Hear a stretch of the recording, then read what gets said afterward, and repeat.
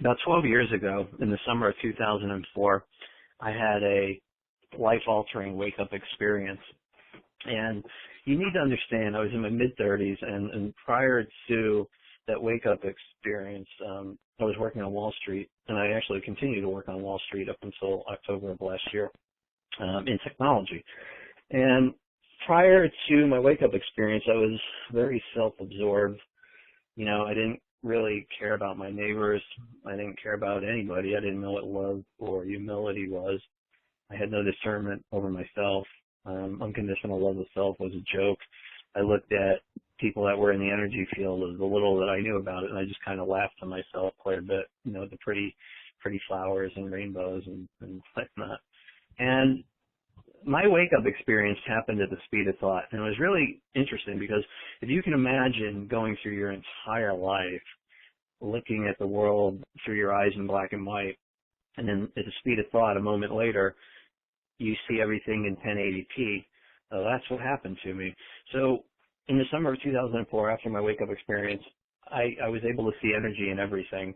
And I literally thought I was going crazy in the 2 or 3 weeks that, ensued and followed.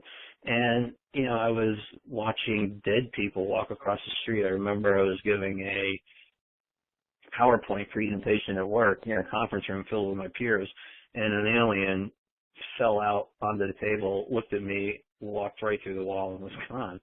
And, one thing I knew for sure, had I gone insane, I was better off being crazy than where I came from, because this new world was amazing. And as I got more and more comfortable with the energy, I figured out very quickly that I could control it. And if you can control it, you can help people. And I started doing energy sessions with people. I can very quickly discern energy in a person's body, what needs to come or what needs to stay. And, if you go to a healer, a seeker, a shaman, anybody, what they deal with is what I call the attachment.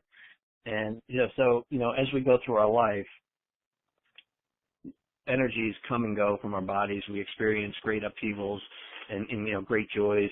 And, that energy gets trapped in our body. And over time, it wreaks havoc on the body, mind, and spirit. And, as I alluded to before, you go to a seeker, a shaman, a doctor, a psychiatrist, a psychologist, and they're going to make you feel good for a little while because you're dealing with what I call the attachment. That's what manifests on the physical surface. And I knew that that's not where the energy lived, because this energy is smart, it's conscious, and it does not want to be found. So I always worked with what I call the root cause, and that's the energy that was nestled in your body, in your light body, or in your surroundings. And, over time I started seeking out like-minded people. That was very easily, working with other people, I very easily honed my skill set to laser precision. And I found out that, I started getting tired. And then the ego kicked in. And, man, I had a big ego. For about 6 months, I thought I was the right-hand avenging angel of God here to smite all evil in the world in some format. And, I had a couple, lessons in discernment and humility, which really knocked me back quite a few pegs, and that's where the brilliance of my wake-up experience really started to happen. So, I'm working with people. There's a line of people. My popularity was starting to spread, and people were coming. My clients were coming from all around the world to seek, the wisdom and guidance that I could share with them, and of course the energy work that I was doing. But I really wanted to make a device that could help people in a way that I could. Now, working on Wall Street technology for 20 years, I had an invaluable skill set as a computer programmer. I could make beautiful programs, and I knew that software was the key.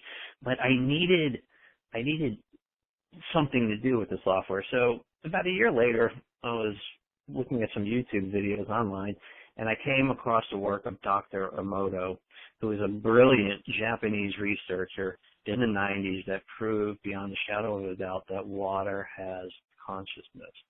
And I watched these videos of him, and I was just mesmerized by his work. And some of the earlier videos that I watched where he would write the Japanese symbol of love on a piece of tape, and he would tape it to the outside of the glass. And he would put frequencies through the water in the form of music. And when he peeled the tape off of the outside of the glass, the water had restructured itself on the inside of the glass to spell the word love. I was blown away. Now, depending on what you read, the human body is made up of 60 to 80% water. So I was on to something. So, okay, I've established in my head that I could write a computer program, but how could I move frequencies into water? And then it hit me. I knew I can pick up the frequencies of any intent that I want very, very easily. But how could I move it in the water? Well, that's where, again, in my belief system, I believe as you advance, your consciousness, you really have to unlearn everything you've ever learned for the real learning to begin. So the paradigms that I had suffered my whole life were falling away in this newfound world, this newfound sight that I had. And it hit me. It was the quantum realm.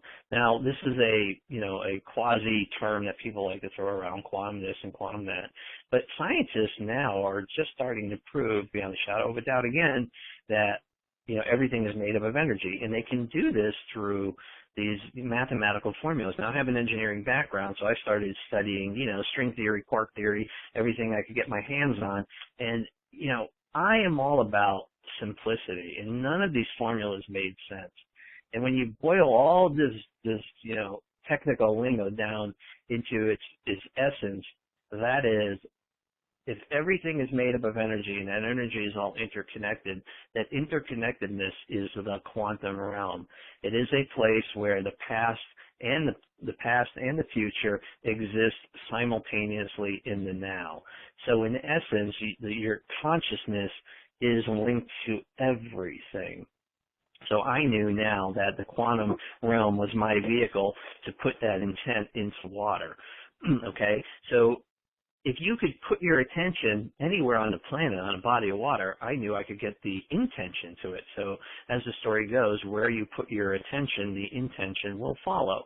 So in the summer of 2006, I put out this little program called Sourxe IV, and it had 10 selectable intents. And we'll use high energy as one of them. And the premise behind it was you could have a glass of water on your computer, you could have a case of water downstairs in the refrigerator, a body of water on the other side of the planet, or a cup of coffee on Mars. Wherever you put your attention, the intention would follow. So I started writing these little computer algorithms on how to punch a hole into the quantum realm, and I figured it out. So I put this little program out on the internet, and it goes crazy for a couple months, and then I take it down. And that's when the real work started, and that's when my first product, Aquaware version 1, was born on July 4th, 2007. So since then, I have honed my skill set into a product line, and tonight we're going to be debuting the Sourxe IV in a little bit. And this is a program that is all about manifestation. So I want to talk about manifestation for a minute. Okay. After Aquaware and a couple other genres of programs that came after it, I really wanted to help people manifest things in their life. Now, no matter what you read, what you research, where you go, what you do, manifestation really boils down to one simple thing. You think about in your head exactly what you want to manifest in all of its beautiful details, and then you release it to the universe. The universe comes by and grabs it and brings it upstream and starts creating a reality that makes sense for you and your current trajectory. Then it comes into fruition. Now, people have rewritten manifestation a bazillion times, but at its simplest form, that's what it is. Now, why do 99.9% of the people fail at it? Very simple. Source, or the universe, does not understand the low vibe thought patterns that as humans we all exuberate. Okay? So any doubt or worry that you have along that path, that thought form instantly gets destroyed and you have to start over. Got it?